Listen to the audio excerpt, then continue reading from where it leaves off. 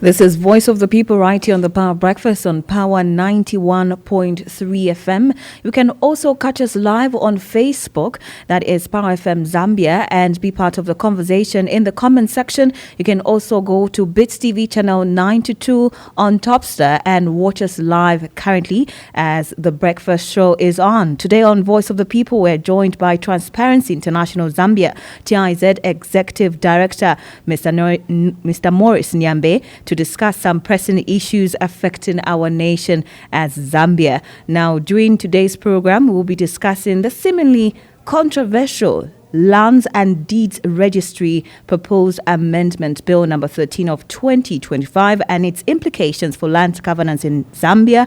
Additionally, we will be discussing the application of the Constituency Development Fund in Lusaka province following the allegation that the province is one of the worst performers as far as CDF spending is concerned. Mr. Maurice Nyambe, thank you very much for joining us this morning. Thank you for having me, and good morning, Fortrace, and also good morning to all your listeners. Good morning, Shekinah, as well. So now getting into, I would say, more details. Last week was quite a busy week for TIZ as you hosted CSOs on consensus building regarding proposed amendment bill number 13. And you also presented the submission to the Parliamentary Committee on Agriculture, Land and Natural Resources on the same matter. How did you receive the news about the proposed amendment bill number 13? Well, interesting. I think that, first of all, it's important to, contextualize this and to understand that it's important for our land management system to be improved. And so it is always welcome when you have efforts and interventions being made that are aiming to improve that aspect of things. But having said that, we think that even as we are pushing for improvement of how we are managing our land, I think it's important that certain parameters be looked into and certain safeguards, if I may call them that, be put into place. So whilst we appreciated the effort, and we do appreciate the effort to improve, the Lands and Deeds Registry process, we still do have a few concerns here and there that we think need to be looked at in order for the process to be a lot more streamlined and to achieve the intended purpose of what it's there for. Now, do you believe that these same issues that you mentioned, do they require urgent amendment of the current laws on land, or maybe they can be done over time? They're not immediate. Well, I think there's always value to doing things in a methodical way. And so when you're making changes, particularly if there are changes that are very consequential, of a very consequential nature, you don't want to rush things. You want to do things in a lot more a measured way, because if it's changes that you are introducing, you need to be able to allow for the different stakeholders to actually take on board those changes. But also when it comes to implementation of whatever then amended law or new law that you're going to be putting in, you need to make sure that you give people and different stakeholders the opportunity to actually pace themselves in terms of how they implement the changes that you are making. So yes, it may be important to do the changes, and like I've mentioned, it is important for us to improve our land management system, but I think there's a way in which you can do this in a manner that does not really muddle the waters so much, so to speak. All right. Now, when we move on to the content of the proposed law, two issues have so far come out so strongly. The granting of power to the Chief Registrar to cancel certificate of title, as well as the window of appeal, which is again to be done through a politically inclined officer who is the Lands Minister. So therefore, what are some of the concerns regarding the proposed grant of power to the Chief Registrar? Absolutely, and I think for us that is the key concern, and like Shekinah mentioned earlier, we did sit down as civil society organizations that have a stake and an interest in land issues in Zambia, and one of the key things that really arose had to do with the power that is being granted to the Chief Registrar. But maybe before I get into that, I need to just mention, in terms of giving it more context, that the proposed amendment, the amendments being made, in principle, we don't really have a problem with them in principle. Now, the reason for that is because if you look at the principal law, or the current law that exists, the Lands and Deeds Registry law, it does not actually make provision for cancellation of title for any reason. And so that really opened the process up to a lot of abuse, so to speak. And so the fact that there is now a process being proposed for how, titles that are obtained illegally, titles that are obtained fraudulently, and titles that are obtained in error can actually be cancelled, we think that in principle that is a good thing to do. But having said that, of course the concern is that it brings in fears of undue influence, given that the chief registrar is being given all these massive powers that are being sort of thrust onto him or her. And so for us, it's really about the concentration of power in this one office or in this one officer, which opens it up to things like single focus decision making, so to speak, that you have this huge level of decision making that has to be made. You are thrusting all this power on one individual, and I think it opens it up to corruption, it opens it up to undue influence, and even political influence in that respect. So that really is our major concern. And in what ways do you propose, or what safeguards do you propose should happen to ensure that, power is not misused, especially within the hands of the chief registrar? Yeah, there are a number of things I think that we can do, and there are a number of things that we have proposed, even in terms of the submission that we made to Parliament.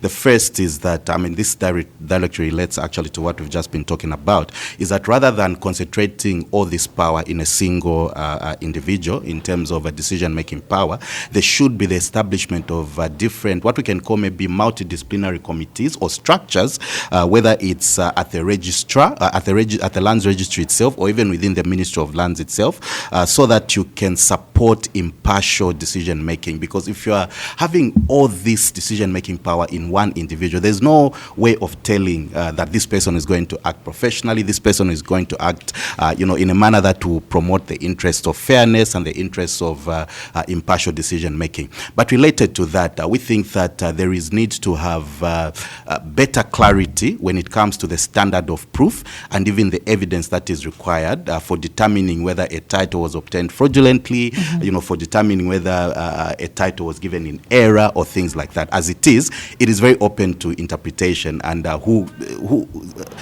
it can be interpreted in any way. And if it's just one person who's actually making those decisions, then it makes it even more likely that a misinterpretation may actually occur.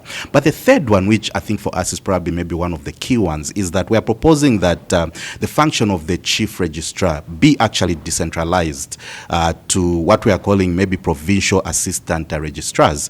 What this would do is that it will lower the cost of accessing justice as well as administrative redress, because then people don't have to come all the way to Lusaka to the chief registrar to come and sort of obtain that redress. So this also will ensure better accessibility for vulnerable populations, especially those in the rural areas. And maybe just the last bit on this in terms of the recommendations that we are making is that there should be legal consistency as well.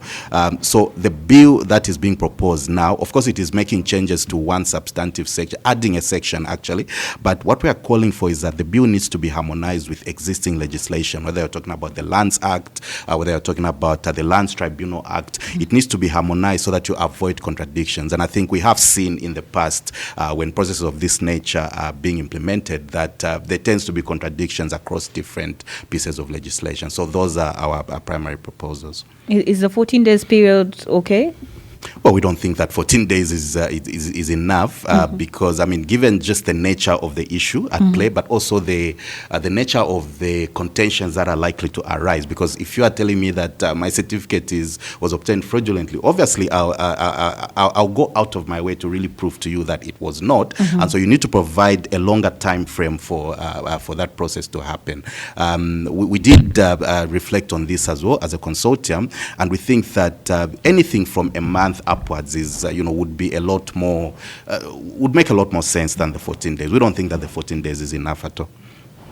This is Voice of the People. You too can be part of the conversation. Do call us up. That is on 0955 997 997 or on 0979 192 485. And also you can send your messages, as in studio we do have with us the Transparency International Zambia, also known as TIZ, Executive Director Mr. Maurice Nyambe. And we're touching on a number of issues that are affecting our nation. So far we've touched on the Lands and Deeds Registry Amendment Bill number 13 of 2025, but we're taking a different turn this time around.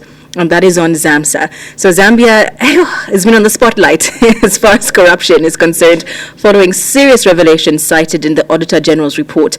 How do you rate the fight against corruption in the last 3 years as TIZ? Well, that's an interesting question. The first point to note is that corruption obviously is a major obstacle when it comes to national development, particularly also in relation to service delivery. And so it leads to poor service delivery, for example. It undermines public trust in terms of public institutions, but also it discourages investment because, I mean, no sane investor would want to invest in a context or environment where corruption exists. Now, in terms of the fight against corruption, well, there's been quite a number of things that have been done, but also we think that there's a lot that could have been done in terms of making the sort of progress that we are hoping to make. Let me start with the positives. I think one of the things that has repeatedly been mentioned is when it comes to dealing with corruption cases, for example, or economic crimes, most of which tend to focus on corruption. I think the fact that we have a fast-track court now that has been put in place to speed up the prosecution of or the determination of those cases is something that needs to be acknowledged. But also, I think the passing of the Access to Information Law is a very critical milestone as well.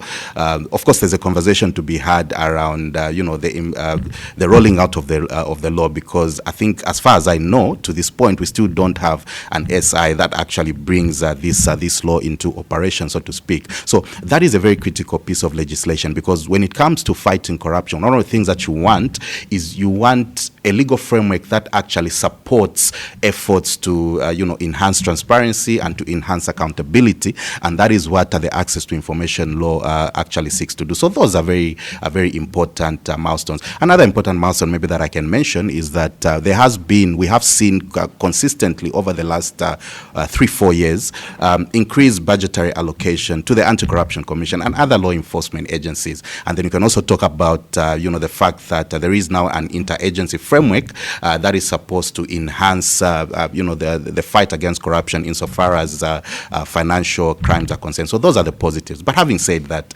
I think that there's still a lot more that could have been done. We are quite disappointed and concerned that we have not really made much progress in terms of the issue to do with asset and liability declarations as well as lifestyle audits. And if you look at the UPND manifesto, which we did look at when they were prior to 2021, it does mention that the issue of lifestyle audits and the issue of asset declarations is something that is going to be pushed. And so it is quite disappointing that we have not really made a lot of progress on that. Particularly with regard to the lifestyle audit, there is actually a motion that was adopted by Parliament in December 2022, which actually called on government to bring to the House a bill that was going to look at how the lifestyle audit mechanism was going to be put in place. And the fact that that has not happened, despite that motion being actually moved by a UPND member of Parliament, we think that is a big disappointment. But also, one of the other key things, and this is maybe on a broad level, is that we have seen the current administration really fall into the same, I'll call it the same, I don't know if I can call it an error, but we've seen them adopt a similar approach that we've seen with previous administrations. Now, what has tended to happen is that every time you have a new regime that comes into power, the focus and a lot of the energy and the verve gets really to be on the corruption that happened in the past. So they will go flat out to address, the corruption that happened in the past by the regime they took over from, and then they forget about what is happening right now. And so we have seen this happening even with the current administration. Now, what we are saying as TIZ, and we've been very consistent on this position, is that yes, it is important to look at what happened in the past, because people have to be held accountable for the wrongs that they did. But at the same time, you must make sure that you are looking at what is happening presently, because if you are not addressing the systemic gaps, the systemic weaknesses that exist right now, it means 2, 3, 5 years from now, you'll be looking at fighting the same corruption that you are, that is happening now. So I think that we need to see the same level of energy, the same level of consistency, and the same level of determination to fight current corruption as we have seen with the past corruption. And there is absolutely no doubt that corruption is happening even now as we speak. And so it's important that we have that dual approach in that sense. We did have the financial analyst, Mr. Yusuf Doja, who joined us on the breakfast show last week on Thursday. And we were touching on the Financial Intelligence Center, the FIC report that came out, which revealed that 10 million kwacha loan acquired from bank based in Zambia was used to purchase luxury vehicles, which is also talking about the fight against corruption, which marries with the conversations that we are having right now. Now, we do have an audio, and maybe you can just listen to what he was saying with regards to the FIC Financial Intelligence Center report. If you have heard what I've said, if you look at $30 to $50 million worth of copper exports every day, and then you look at the official figures and it's showing you that it is 5 million per day, this big disparity between 5 million and 30 to 50 million is an indication of illicit financial flows. That there's under-declaration of exports. There's a lot of dodging the system, and that's what the Financial Intelligence Center report is trying to show. To me, it's just the tip of the iceberg. The thing with FIC is they look at what is put on paper. So here I am as a mining company. I'm exporting every day 100 tons or 200 tons of copper, but on my paperwork I'm writing 20 tons. 20 tons. And then FIC looks at the 20 tons and then looks at how is this transaction taking place. And even there they find that there's anomalies. So the illicit financial flows they are showing of 3.5 billion in 2024, the whole year, is the tip of the iceberg. It's very small compared to the reality on the ground, the way bridges. So it just goes to show that there is a physical activity going on to avoid being detected by avoiding way bridges. Because you see. Okay, so what is your take on what he said?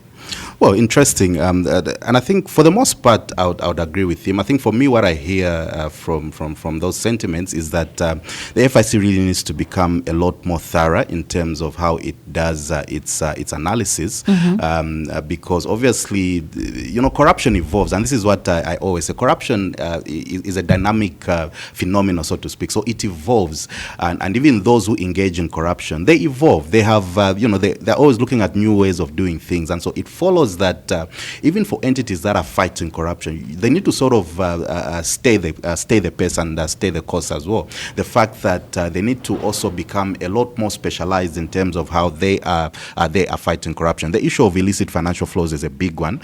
We do have a big component of work as TIZ that focuses precisely on that, and we have raised the concern in many different respects in relation to that. So absolutely, the FIC needs to be a lot more thorough and a lot more comprehensive in terms of how it looks at these things. But also maybe just to throw in one issue when it comes to the FIC report. Of course, we have not done a whole complete analysis of the report. That's something that we are doing now. But we did issue a preliminary statement last week, and one of the things that we highlighted really was that as much as the overall number of STRs or suspicious transaction reports has apparently reduced, we think that there is a way in which this thing should be a lot more consistent, and I'll explain what I'm talking about.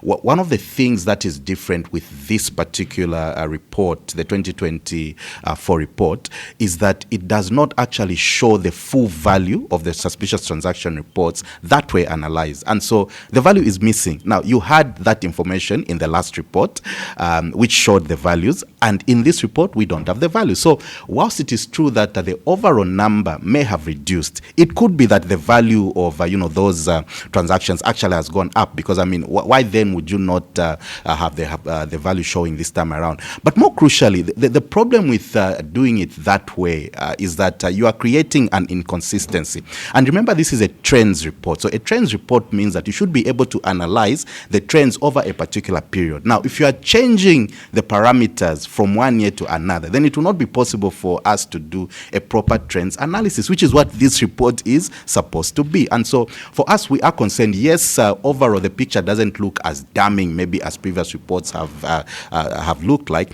but we think that there is still a lot of opacity, a lot of things that are hidden in terms of this particular one, and it's a shame that it is not possible for us to do a direct comparison with previous reports because of the parameters that have been changed in that respect. Do remember that this is Voice of the People. You can call us up. You can send us your messages. That is on 0955 997 997 or on 0979 192 485. And in studio with us, once again, we do have the Transparency International Zambia, TIZ, Executive Director, Mr. Maurice Nyambe.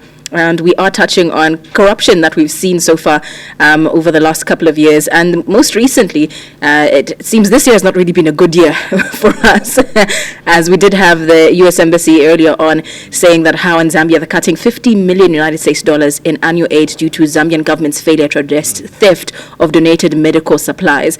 But also on top of that, it's just one bad luck after another. We did have the issue, the ZAMSA corruption scandal. So now procurement has been cited as one of the subsectors marred with corruption. Generally, how do you look at the current Procurement Act or policy? Is it really equal to the task to curb corruption?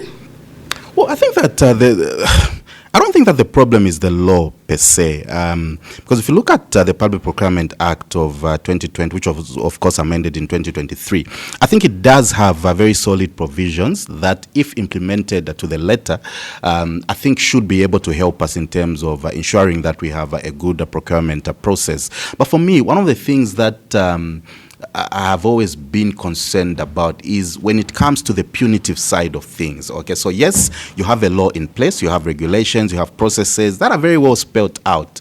But what happens then if those get flouted? And I think what we have seen consistently over the years is that the penalty for not adhering to the law, essentially the penalty for breaking the law, it does not really tend to be restrictive, so to speak. So people really get away with a slap on the wrist, essentially. And so for me, one of the things that we have to strengthen is the aspect of punitive measures when it comes to people breaking the law or not following the regulations or not following the act in that sense. Because if people are getting away with it, and the reason why it keeps happening is because you have not made it costly for people to be involved in corruption. We need to get to a point where we make it really, really a huge cost for people to be involved in corruption, whether that be in terms of the formal punishments that you put in place, whether that be in terms of people losing what they have accessed as a result of corruption. But essentially what I'm saying is that you need to make it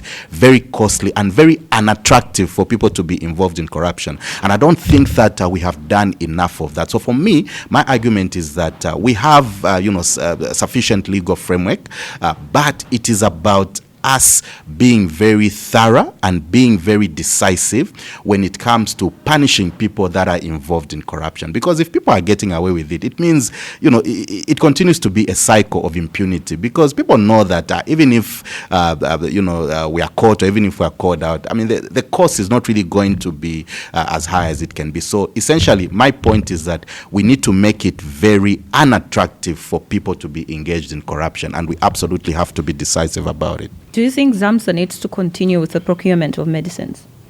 Well, that's an interesting question to make. For me, one of the things that I mentioned is that you need to. So when the forensic audit was done, of course, it has identified a number of weaknesses within the system, and it also makes recommendations in terms of how these can be improved. So for me, I wouldn't go to that step yet to say they should, stop procuring entirely. But what can happen, and what should happen, and what must happen is that they should look at what the forensic auditor reviewed in terms of where it identified the weaknesses and the gaps, and then put in place measures that are going to address those weaknesses. weaknesses, and then you sort of give it time to see how those measures are going to be effected. And then at that point, if you find that you still have the same issues, then you may need to think about taking away that function from them. But for now, essentially, my point is that the forensic audit has revealed certain things, gaps, weaknesses. Those now have to be addressed in order for us to see progress in terms of how ZAMSA is run.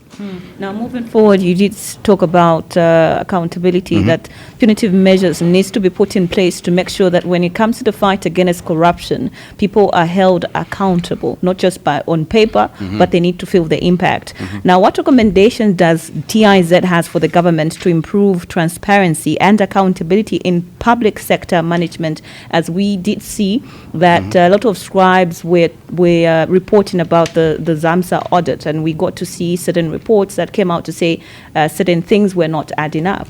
So what other measures do you think should be put in place?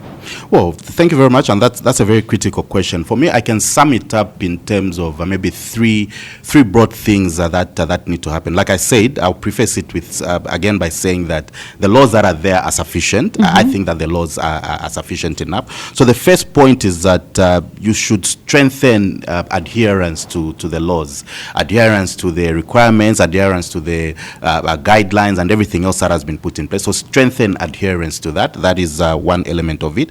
But the second element of it is that you should enhance, like I said, the punitive measures for those who break the law. But the third aspect of it from a broad point of view is that you need to strengthen the internal accountability mechanism. So if you're talking about ZAMSA, for example, what internal accountability mechanisms exist in that entity for people to be able to, to actually raise alarm? One of the things I've been saying is that I do not believe for one second that there is no single person in ZAMSA, no single employee who did not know something about what was going on. And so somebody somehow, somewhere within ZAMSA knew what was going on at some level. And so for me, what that tells me is that maybe when you talk about accountability mechanism, one of the things that you are talking about also is the whistleblower mechanism or whistleblower policy.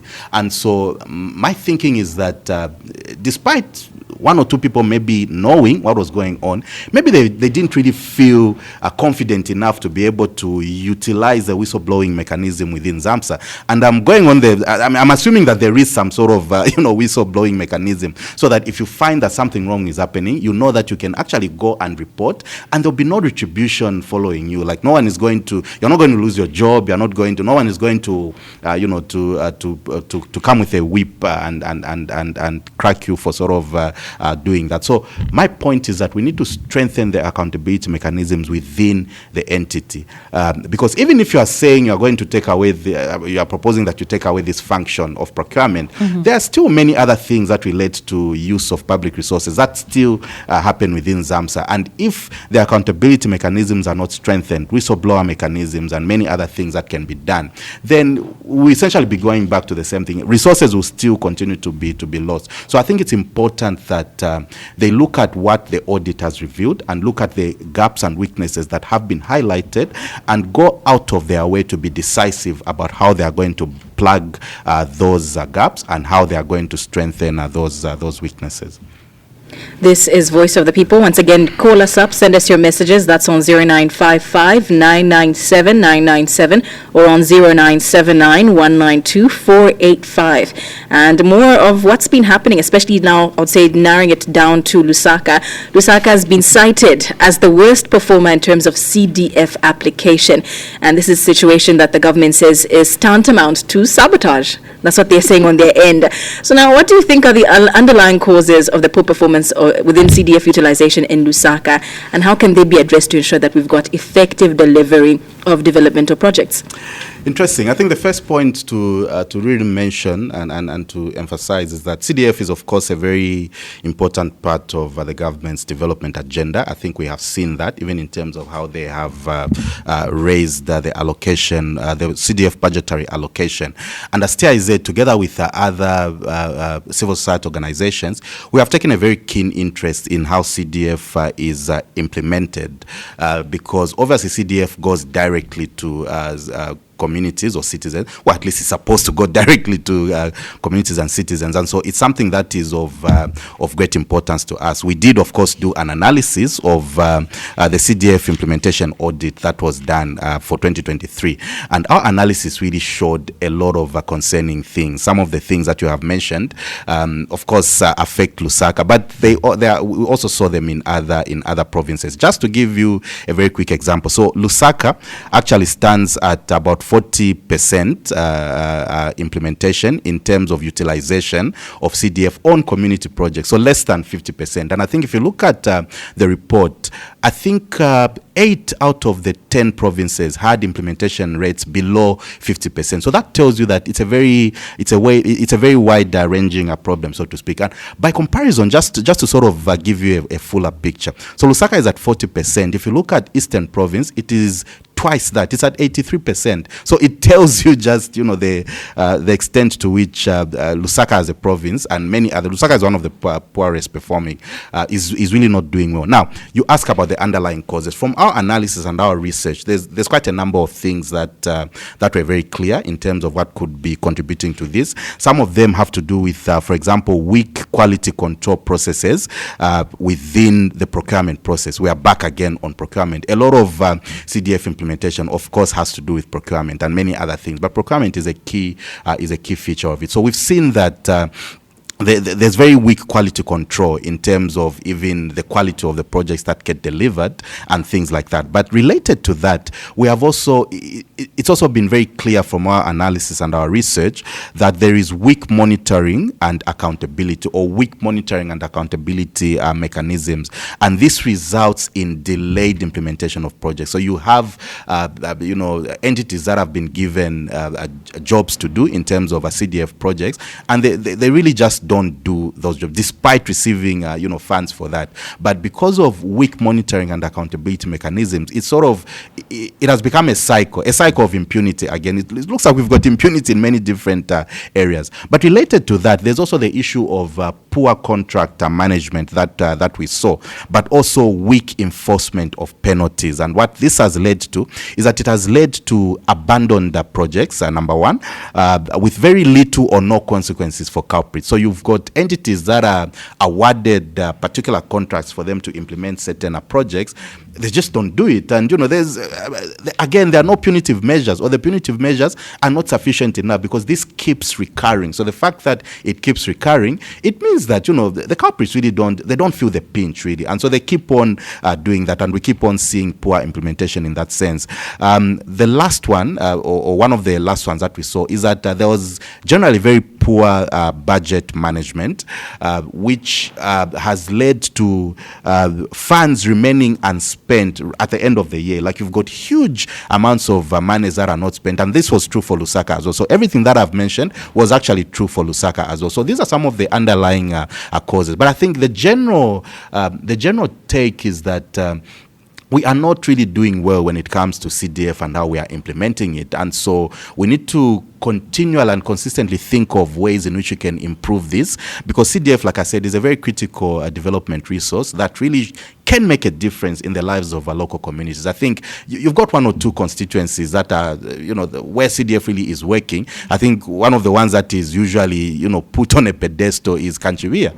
And, it is said that it is working well there. So what you want more examples of where CDF is working and less of, underutilization and, delayed projects and things of that nature. So there is a lot that we can do, and I think we need to constantly look at ways in which we can improve how CDF is being implemented. Yeah, you have earlier on mentioned that there are certain areas, constituencies that are fully utilized in the CDF, even after it has been increased to 36.1 million kwacha. We have had different people from different walks of life who are representing their constituencies come on this breakfast show saying that CDF is indeed a game changer for them. They have about 80% completion of what they intended to do with the CDF. But why are we having a huge problem in Lusaka, where when they talk about CDF not being fully utilized, they really do mean Lusaka. In other areas, especially in remote areas, hospitals are being built, roads are being constructed. So they are saying that the problem is just in Lusaka, to be specific. Why is it here in Lusaka that we're seeing these problems? Well, that's an interesting chart, and I've seen. I think I saw. Was it the chief government spokesperson the other time, trying to give a reason? I'm sorry, not the chief government. One of the opposition leaders, I think, trying to give a reason for why Lusaka has been underperforming. I need to mention that in terms of the analysis that we did not, of course, go into the specifics of why particular areas are not performing well in comparison with other areas. It would be an interesting analysis maybe to do, but maybe if I'm to speculate, I mean, it could be a whole range of reasons. You could be talking about one of the things that we saw when it comes to CDF implementation, and some of the challenges that we saw from our study is that CDF in a number of areas has tended to fall prey to political manipulation and political influence. So you've got what we call political elites that have sort of embedded themselves within the CDF process, and that has led to its own its own challenges and its own difficulties, where you have a CDF implementation being done on the basis of a political affiliation. I do not know whether that is happening in Lusaka, because we have not done a specific study to focus on that, but it would not surprise me if that was the issue, because we saw that in a number of areas. And in fact, one of the recommendations that we are making is that there should be a reduction of the involvement of what we call political elites when it comes to CDF, because that tends to narrow the scope in terms of who is able to benefit from CDF, because then it makes it a political process, and you don't want CDF to be political, even though we know for a fact that there has been attempts to actually politicize a CDF and to make it look like it is a particular party, for example, that has brought CDF and things like that. So it's important that the influence of politics really be taken away from CDF, because once you start going that route, it inevitably means that certain people are not going to benefit, and certain people are going to be found wanting in that respect, because not everybody is of the same political orientation. Let me just refer to Bill number 7. So the argument that was there, that part of the contents that were in Bill number 7 was that when it comes to making certain decisions with regards to CDF itself, it is the executive that is making sure that the all of everything is done. And the argument was ministers, MPs needs to be part of the decision making, because they end up being sidelined, whereby for example, this amount has been allocated to this constituency, and unfortunately the minister or the MP cannot come into the decision making because they are not part of the executive. So they did also cite as a challenge to say that when it comes to CDF not being fully utilized, they can only overlook projects. They can't be part of the decision making because they are not part of the executive. So do you think, you did say that it doesn't need to be politicized again, but then do you think they need to be part of the council, or how are we going to make it work to make sure that it is fully utilized, not just out there in the remote areas, even here in Lusaka? Well, that's a very straightforward issue. For us, we don't see why ministers or members of parliament should be part of local development processes in that sense. And I think we've been very unequivocal on that, even in terms of that was part of the reason why we opposed and why we continue to oppose Bill 7, because it's precisely because of the politicization issue that I've talked about. So if you are saying that a development should not be politicized, I mean, it's sort of a kick in the face then if you are saying members of parliament or ministers who are political, they're politicians, if you're going to put them back in local authorities, and you are defeating the whole purpose of decentralization, so to speak. For us, the focus really should be on strengthening local authorities, and we do understand that local authorities are at different levels. They're not the same everywhere. You've got others who have more capacity than others, but for us, I think the focus should be on strengthening the capacity of local authorities. You've got those that are maybe performing worse than others. What can they learn from local authorities that are better performers and things like that? So for us, the answer really is not to bring MPs or ministers back into the picture. It is actually to strengthen the capacities of local authorities, because that is what is going to depoliticize CDF. I think we've had enough of politicized development, and at some point we need to take a break from that and just do development for the sake of development rather than politics. Once again, this is Voice of the People. You too can be part of the conversation. Call us up, send us your messages on 0955 997 997 or on 0979 192 485. In studio with us, we have got the Transparency International Zambia TIZ Executive Director, Mr. Maurice Nyambe. And well, earlier on, I would say last week, you did host a number of CSOs, and that is on the consensus building regarding the proposed amendment of Bill number 13.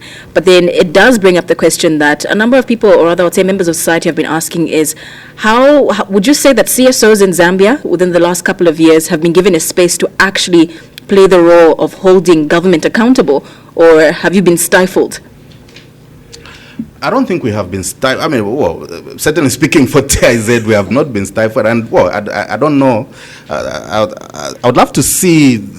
I would love to see any duty bearer who tried to stifle CSOs, because I think CSOs are very firm in terms of their resolve, but also they understand their mandate. We definitely understand our mandate and our responsibility to speak for the masses, but also to highlight and bring out accountability concerns. So the role of CSOs in that respect really has not changed in that sense, and it's been very firm.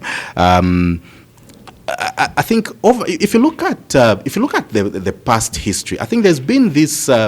I don't know, there's always this narrative that as CSOs, particularly those of us who are working in a governance space, okay? There's always this narrative that we're out to get government, we just want to condemn, and we just, raise issues out of the blue. I mean, nothing could be further from the truth. First of all, for whatever position we take, at least in the case of, I can speak for TIZ, but also I've worked in other CSOs before. For whatever position we take, we don't just wake up from nowhere and say, oh, okay, let's condemn this or let's talk about this.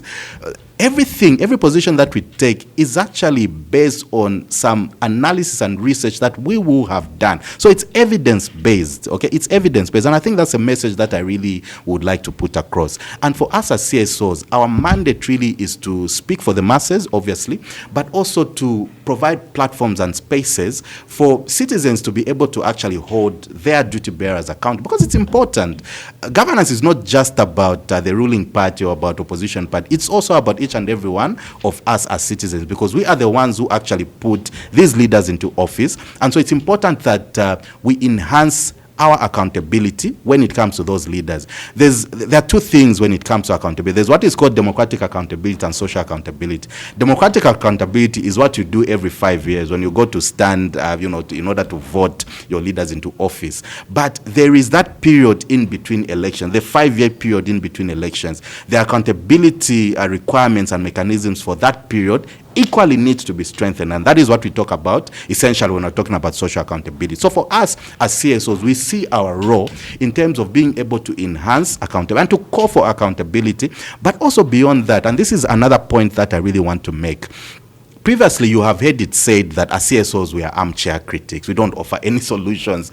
I think this is something that is changing. This narrative is changing. To give an example of TIZ, every time we do, there's what we call the Zambia Bribe Payers Index. I'm sure you've heard of it. So we do that every 2 years, and we do it jointly with the Anti-Corruption Commission. Now, on the back of that, we do not just rank organizations or entities to say this ministry is corrupt or this ministry is prone to bribery. We actually also make recommendations for how things can be improved. And we have actually we've had government departments, government entities coming to us and saying, okay, we have fared very poorly on your ZBPI score. How can you help us to improve? And because of conversations like that, I can tell you, for example, that we have an existing MOU with the Zambia Police Service, out of which we have actually been able to develop what we call an ethics and integrity module that is now taught at the Zambia Police College in Lilai. So as police recruits are being trained, they are also now learning about ethics and integrity. Now, where did this come from? This came from the ZBPI, and you know that the Zambia Police is consistently faring very poorly on that. I mean, of course, they've been improving over the last few years. So the point I'm making is that as CSOs, we are not just out to get government or to, just to be noisemakers or to be difficult. We're good people. We're not difficult. But I think the point is that we want what is best for this country. And so even in raising the issues that we do, our motivation really is not to pull anyone down. Our motivation is really just to make sure that we do the right thing as a country, and that the development that we all crave is actually benefited and enjoyed by the vast majority of the citizenry, because that is what development is supposed to be about. Truly, truly. But then again, we did hear also throughout the year saying, or say many, especially towards as we get to elections, that with Bill 7, how CSOs, among many other stakeholders, said they were not included during that process. But also, one of the other things that shocked us is how earlier in the year, how we found out about the new cybersecurity law. It was via the U.S. Embassy. So the question that was raised there was, where are our CSOs? How are we not finding out from our CSOs and finding out from an embassy about this important law? Very interesting question, and I'm very happy that you've brought in the Cybersecurity Act, because to be honest with you, we feel very shortchanged by that whole process. And to be very honest with you, as CSOs, we have been playing our role, and we've really, and this is not to blow our own horn, but I mean, we know the sort of work that we have put in on certain legislative processes. Let me talk about the cybersecurity laws, for example. If you will remember, there was a point when both bills were taken to Parliament, and then of course we raised the alarm. We said, no, this has not, we've not been involved in this and things like that. The consultation has not been as thorough as it can be. And then the laws, the bills were actually withdrawn. Okay, they were withdrawn from, similarly to what has happened with Bill 7. Although they are saying this one is a deferment, not a withdrawal. But anyway, back to the cybersecurity laws. They were withdrawn, and the reason why they were withdrawn was that they wanted to do more consultation with CSOs and other stakeholders. And we did get invited to a consultation table as CSOs. Okay. We actually, we actually met government. We actually met government officials. We actually met the head of state himself on the cybersecurity laws, and we gave our concerns. Now, I need to make something very clear here. I think the narrative that has gone out is that as CSOs, we are against the regulation of cyberspace. Nothing could be further from the truth. We are not against cyberspace being regulated. Of course, we know that you cannot just leave things and and just have any Jim and Jack do whatever it is they want. So we are not against regulation of cyberspace. It needs to be regulated for all the reasons that have been given.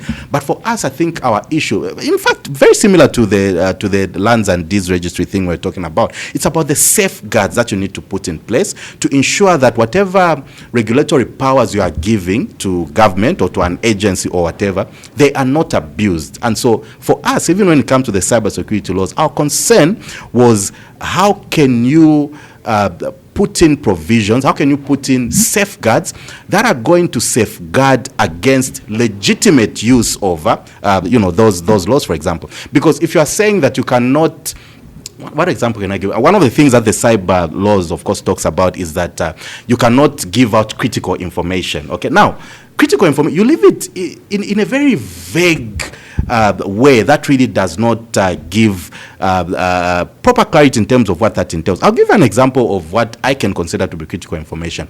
Every time we have elections, a number of CSOs, including TIZ, will be involved in what is called the parallel voter tabulation, where we release results from polling centers and things like that. Now, that can easily be taken to be critical information, and the next thing you know, Maurice Nyambe or whoever is going to be locked up in cells because they have transmitted critical information. But you see, is that really because that information that we're transmitting it as a way of being able to contribute to the democratic process when it comes to our elections. So that is an example of legitimately transmitting critical information. So the point I'm making, and the point we have been making on the cyber laws, is that there will be cases where there is actually a legitimate reason why somebody would want to transmit critical information. It's not always inimical to the interests of the nation, for example. Of course, there will be cases where maybe people want to do whatever, to create whatever harm they may want to create. But you need to be able to provide for opportunities where there is actually legitimate transmission of this information. And this runs through all the, the two cyber laws that we're talking about. So for us, that was our concern. So it's not that we are against cyberspace being regulated, but we are against leaving the provisions so vaguely that they can be interpreted really to mean anything, and anyone can be held, can be put in cells even for doing the correct thing or doing something that is going to benefit the nation. Now, let me come back to the process. So they were withdrawn to, Let me just hold you there. We do have a phone call. Okay. Hello, you're through to Voice of the People. Yes, that's Mai. Bueno Wanji, what's your name and where are you calling from? Is a Netomira Mulisaka, Mukambana Bashim, Okay, Washimagi, go ahead. Bamogan. Wamogan, go ahead. Mauka Wanji in studio. Nikamba studio Mauka Wanji. Tauka bwina mauka bwanji na imwe. Tamvera Kamba Punkania Zamsa. Zamsa is formerly medical stores, and it come now Zamsa.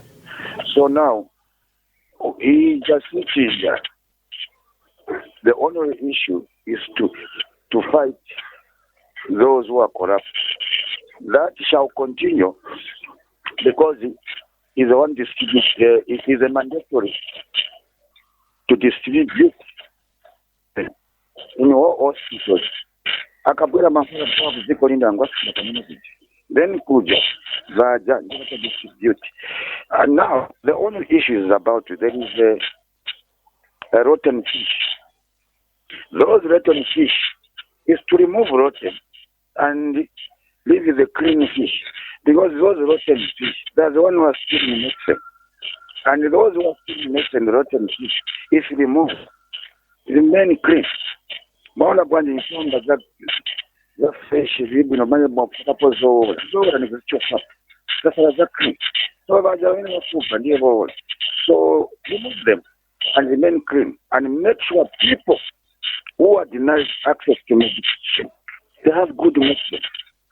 Because we know that you are in the hospital, how do you feel?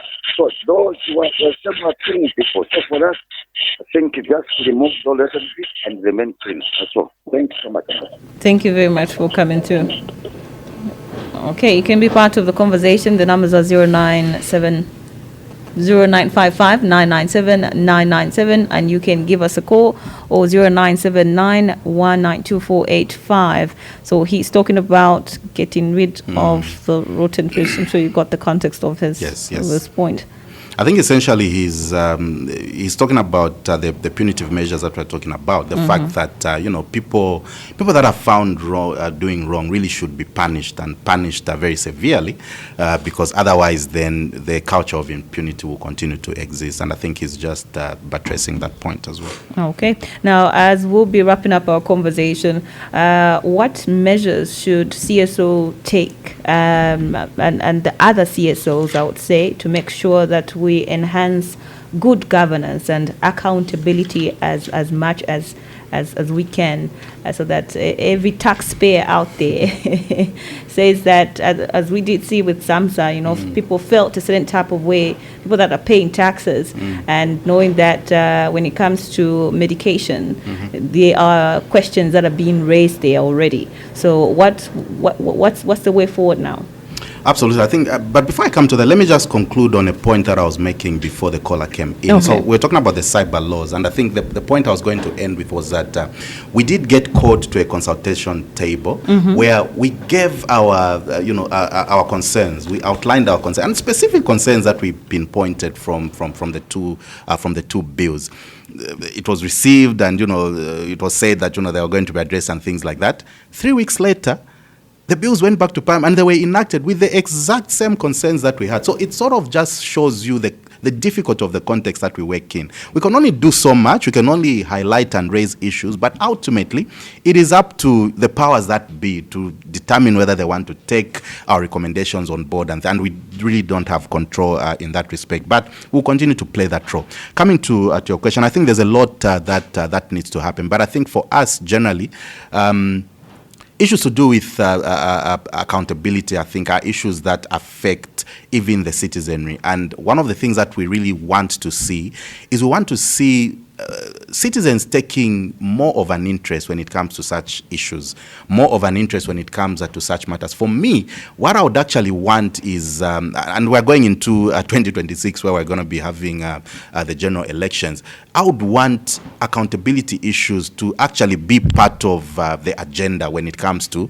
the electoral process, in terms of what some of the things that people will be considering when they decide who to put into office or not. I think that it's important that citizens develop greater interest when it comes to these issues. For our part as civil society, we're going to continue to play our role. Part of our role also involves generation of evidence, generation of research, because we work with a lot of communities at local level. So we understand in terms of what is going on the ground, whether it's to do with CDF implementation, whether it's to do with whatever.